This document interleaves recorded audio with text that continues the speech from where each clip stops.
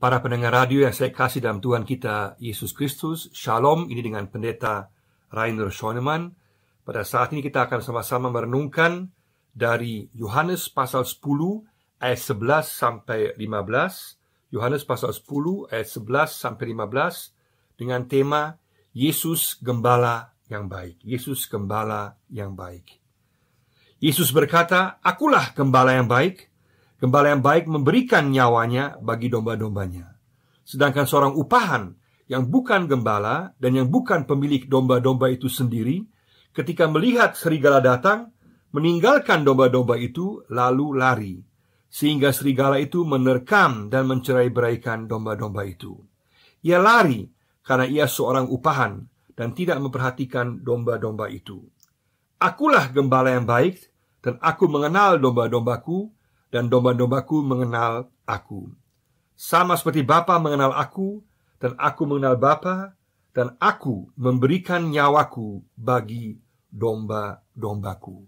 Yesus gembala yang baik. Pernyataan Yesus ini, "Akulah gembala yang baik," suatu pernyataan yang sangat kita kenal. Ada banyak lukisan di rumah-rumah kita yang menggambarkan Yesus sebagai gembala yang baik yang menggendong seekor domba.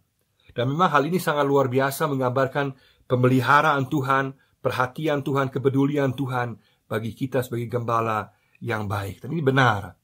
Namun ada dua hal penting, dua kebenaran utama di sini yang perlu kita perhatikan, yang saya mau buat dalam bentuk pertanyaan. Dua hal utama yang kita mau bahas bersama-sama. Yang pertama pertanyaannya adalah, mengapa kita manusia diumpamakan dengan domba? Dan yang kedua adalah, apa artinya Yesus sebagai gembala yang baik? Yang pertama adalah, mengapa kita manusia diperumpamakan dengan domba? Dalam Alkitab, domba memiliki berbagai arti. Arti utama yang penting adalah bahwa domba sebagai korban, yaitu Yesus sebagai anak domba Allah, korban yang sempurna bagi penebusan dosa manusia, yang menanggung dosa kita.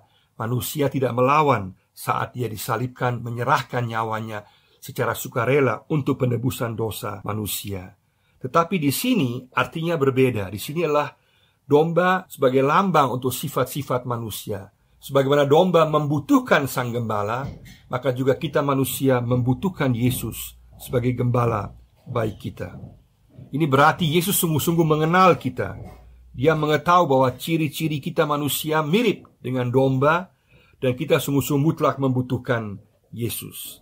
Ada paling sedikit 6 sifat, 6 ciri dari manusia yang mirip dengan domba yang ingin saya tekankan di sini, dan menjelaskan mengapa kita mutlak dan sungguh membutuhkan Yesus. Yang pertama adalah domba tidak memiliki orientasi. Domba tidak memiliki orientasi.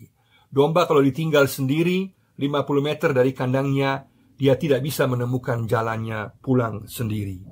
Itu sebabnya mengapa Yesaya 53 ayat 6 mengatakan, "Kita sekalian sesat seperti domba, masing-masing kita mengambil jalannya sendiri." Juga dalam Lukas 15 ayat 1 dan seterusnya digambarkan tentang perumpamaan domba yang hilang. Kenapa? Karena domba mudah tersesat. Domba tidak memiliki orientasi. Hal yang sama juga dengan kita manusia. Kita membutuhkan Yesus sebagai orientasi kita. Membutuhkan Yesus supaya jangan kita tersesat. Supaya jangan kita tersesat untuk memperoleh kehidupan kekal, memperoleh keselamatan, dan juga memperoleh kehidupan. Sekaligus juga jangan sampai kita tersesat untuk kita dalam kehidupan sehari-hari kita mengikuti kehendaknya, supaya jangan kita tersesat dalam kesalahan-kesalahan yang membawa bencana dan permasalahan bagi kehidupan kita. Kita membutuhkan Yesus sebagai gembala yang baik kita, sebagai orientasi bagi kehidupan kita. Dalam Yohanes 14 ayat 6, Yesus berkata, "Akulah jalan kebenaran dan hidup. Tiada seorang pun sampai kepada Bapa kecuali melalui aku." Kita membutuhkan Yesus sebagai orientasi untuk keselamatan kita dan juga dalam kehidupan sehari-hari kita. Yang kedua adalah domba mudah dipengaruhi. Domba mudah dipengaruhi. Domba itu binatang kelompok. Kalau satu domba ke kiri, semua ke kiri. Yang lain ke kanan, semua ke kanan. Gampang sekali dipengaruhi. Dan paling celaka kalau dipengaruhi oleh hal-hal yang negatif, yang menyesatkan dan bahkan membawa bencana. Sama dengan kita manusia.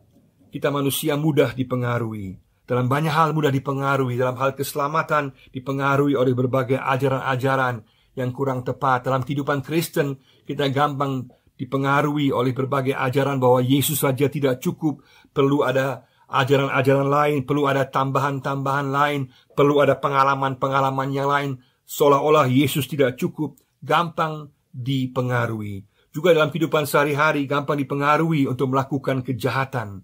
Juga gampang dipengaruhi untuk kemudian mengikuti kuasa kegelapan. Kalau Yesus tidak menolong, maka kemudian kita mencari bantuan dari kuasa-kuasa kegelapan, dukun, jimat, dan lain-lain. Gampang dipengaruhi. Manusia gampang dipengaruhi.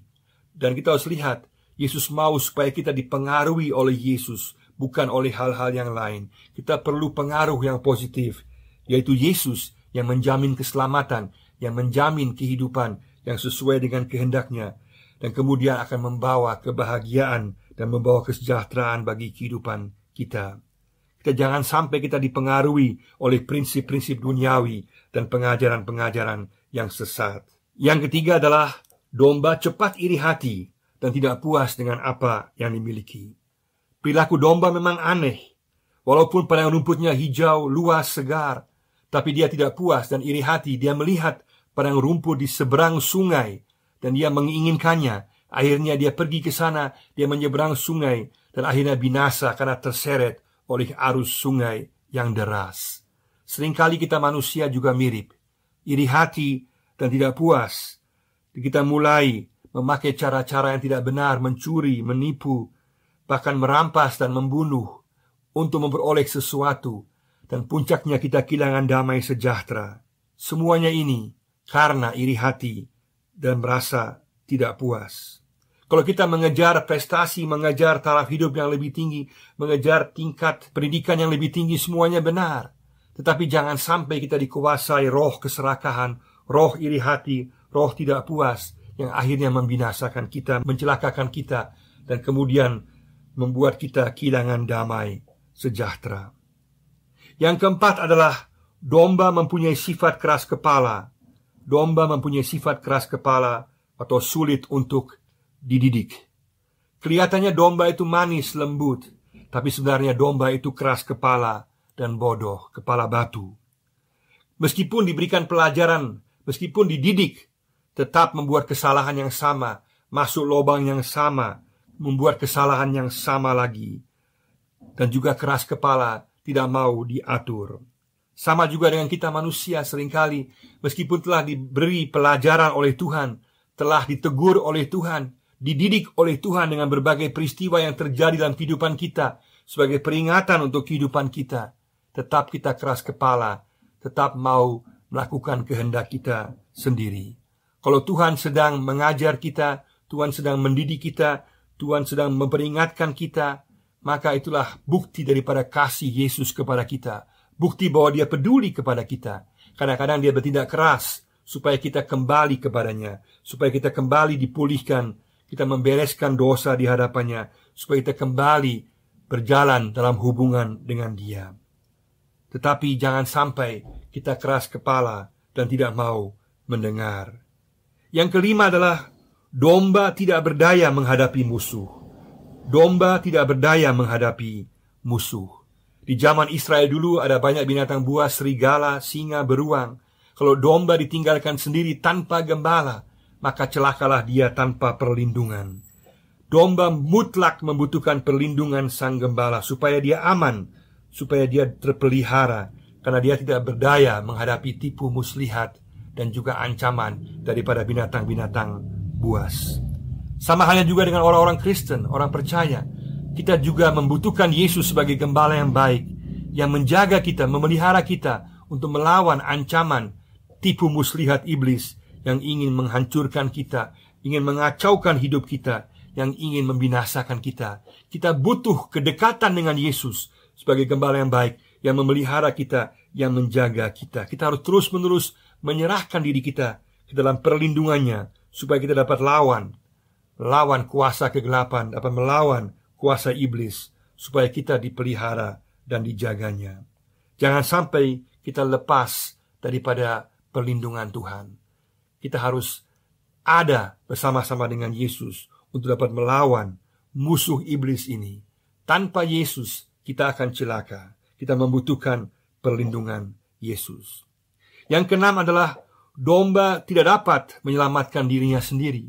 Domba tidak dapat menyelamatkan dirinya sendiri. Kalau domba tergeletak di atas punggungnya, setelah 1 hari dia bisa mati karena sesak nafas.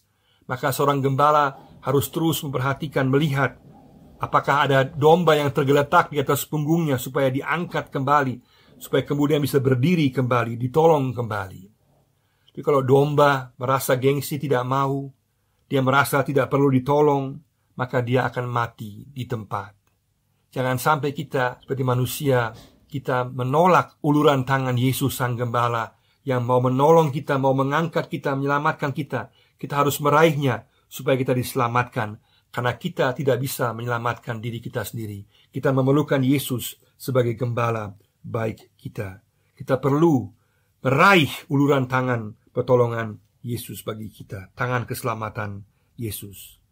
Pertanyaan bagi kita adalah, sejauh mana kita sungguh-sungguh menjadikan Yesus sebagai orientasi dalam kehidupan kita? Sejauh mana kita sungguh-sungguh di bawah pengaruh Yesus dan bukan di bawah pengaruh-pengaruh yang lain yang mau mencelakakan kita? Sejauh mana kita bersifat iri hati dan tidak puas yang akhirnya membinasakan, menghancurkan kita? Sejauh mana kita masih berkeras kepala, tidak mau dididik, tidak mau diatur oleh kehendak Tuhan, mau melakukan kehendak kita sendiri, mengabaikan teguran Yesus, mengabaikan kasih-Nya yang peduli, yang kemudian memberikan pengajaran, peringatan kepada kita. Sejauh mana kita masih berkeras kepala? Sejauh mana kita masih menganggap mampu menghadapi musuh sendiri? Sejauh mana kita sudah sungguh-sungguh hidup di bawah perlindungan Yesus? Sungguh-sungguh kita berada di bawah pemeliharaannya. Kita mengandalkan Yesus untuk melawan kuasa kegelapan. Sejauh mana kita telah meraih uluran tangan Yesus yang menyelamatkan kita? Ataukah kita gengsi, kita anggap kita mampu sendiri, tidak perlu Yesus? Sejauh mana kita masih menganggap bisa menyelamatkan diri kita sendiri? Ataukah sungguh-sungguh telah menerima uluran tangan keselamatan Yesus? Bagian yang kedua adalah, apakah artinya bahwa Yesus adalah gembala yang baik? Apakah artinya bahwa Yesus adalah gembala yang baik? Setelah kita melihat semua ini, kita lihat bahwa kita sebagai manusia sangat membutuhkan Yesus sebagai gembala yang baik. Kita mutlak membutuhkan Dia, karena tanpa Dia kita tidak punya orientasi, kita gampang dipengaruhi, cepat iri hati, cepat tidak puas, kita keras kepala, kita tidak bisa melawan kekuasaan iblis, kita juga tidak bisa menyelamatkan diri kita sendiri. Kita mutlak membutuhkan Yesus Sang Gembala. Tapi pertanyaan adalah, siapakah Yesus Sang Gembala itu? Ada 3 hal yang ditekankan dalam teks ini luar biasa sekali. Yang pertama adalah, Yesus menyamakan dirinya dengan Allah. Yesus menyamakan dirinya dengan Allah. Berarti gembala baik yang kita miliki adalah Yesus Sang Allah sendiri. Karena pada waktu itu semua orang mengerti pada saat Yesus mengatakan, akulah gembala yang baik. Mereka teringat akan Mazmur 23, di mana dikatakan, Yahweh adalah gembala yang baik. Dengan demikian Yesus menyamakan dirinya dengan Allah. Nama Yesus juga berarti Yehoshua, Yahweh menyelamatkan. Yesus dan Allah adalah satu sesuai dengan Yohanes 10 ayat 30. Maka Yesus di sini menggambarkan dirinya atau menyamakan dirinya dengan Allah. Allah sendiri adalah gembala baik kita. Kita dipelihara, dijaga, diselamatkan oleh Allah sendiri. Yesus menyamakan dirinya dengan Allah. Dialah gembala yang asli, dialah pencipta dunia ini, dia penyelamat, dan dia juga adalah hakim atas dunia ini. Yang kedua adalah Yesus berkorban dan memberi manusia keselamatan. Yesus berkorban dan memberi manusia keselamatan. Selain Yesus memperkenalkan dirinya sebagai Allah yang punya hak paten atas kehidupan, yang hanya dialah yang dapat jadi gembala yang sejati karena dia Allah sendiri, memberikan orientasi kepada kita, keselamatan kepada kita. Sekarang dia jelaskan tentang karyanya. Karyanya adalah dia memberikan nyawanya bagi manusia, agar manusia memperoleh keselamatan. Dia bersedia berkorban bagi domba-dombanya, yang kemudian terbukti dengan korbannya di kayu salib. Dia memberikan kehidupan kekal, keselamatan bagi manusia, kepenuhan hidup bagi kita manusia. Luar biasa. Biasanya manusia ingin dihormati, para pemimpin ingin dihormati. Yesus berbeda. Yesus melayani. Yesus menyerahkan nyawanya. Yesus malah berkorban bagi murid-muridnya. Dia memberikan nyawanya agar manusia dapat diselamatkan. Keselamatan, pimpinan, pemeliharaan, dan kepenuhan hidup, ini yang diberikan Yesus kepada kita. Inilah cirinya, yaitu berkorban, memberikan agar para muridnya, para pengikutnya, orang yang percaya kepadanya, memperoleh segala sesuatu, keselamatan, pimpinan, pemeliharaan, dan kepenuhan hidup. Pada saat kita menjadikan Yesus gembala yang baik kita, itu berarti bahwa kita menjadikan Allah Sang Pencipta sebagai gembala baik kita. Yang kedua, kita menjadikan Yesus sebagai gembala baik kita, berarti kita dapat menikmati, memperoleh karyanya, keselamatannya, perdamaiannya, pemeliharaannya, kepenuhannya, keselamatan kekal, semua daripadanya. Dan yang ketiga, yaitu Yesus sungguh mengenal kita manusia. Yesus sungguh mengenal kita manusia. Dalam teks ini jadi jelas bahwa Yesus mengenal kita. Dia tahu sifat-sifat kita. Dan meskipun dia tahu sifat-sifat kita, dia mengasihi kita, dia mengorbankan dirinya bagi kita, dan dia mau menyelamatkan kita. Artinya, Yesus bukan Allah yang jauh, tapi Allah yang peduli, dan Allah yang memperhatikan kita, yang mengasihi kita, dan yang mau hidup dalam hubungan bersama-sama dengan kita. Maukah kita sungguh-sungguh menjadikan Yesus sebagai gembala yang baik kita? Pada saat kita menjadikan Yesus gembala yang baik kita, kita pada alamat yang benar, yaitu Allah sejati menjadi gembala baik kita. Allah sejati yang memberikan segala sesuatu bagi kita, yaitu yang mengorbankan dirinya agar kita memperoleh kepenuhan hidup, keselamatan kekal, dan juga memperoleh pemeliharaan, pertolongan, damai sejahtera daripada Tuhan sendiri. Dan dia bukanlah Allah yang jauh, tapi Allah yang mengasihi kita, mengenal kita, yang peduli kita, dan yang mau hidup dalam hubungan dengan kita. Mari sama-sama kita menjadikan Yesus gembala baik kehidupan kita. Kita menerima tawaran Yesus. Kita katakan, Yesus, jadilah gembala baik kehidupan saya. Saya membutuhkan Engkau. Saya tanpa Engkau tidak punya orientasi. Saya akan iri hati. Saya akan gampang dipengaruhi. Saya akan cepat untuk keras kepala. Saya tidak mampu menghadapi musuh iblis.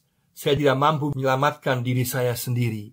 Dan saya mau menyerahkan diri saya kepada Engkau, Allah sejati, gembala yang baik, yang menyerahkan nyawanya bagi saya, memberikan segala sesuatu bagi saya, kelimpahan, keselamatan, kehidupan kekal, dan juga pemeliharaan dalam kehidupan sehari-hari. Dan Engkau juga mengenal saya, Engkau mengasihi saya, Engkau peduli saya, Engkau tidak jauh daripada saya, dan Engkau mau memiliki hubungan pribadi dengan saya. Aku mau menjadikan Yesus gembala baik dalam kehidupan saya, sekarang dan kekal selama-lamanya. Amin.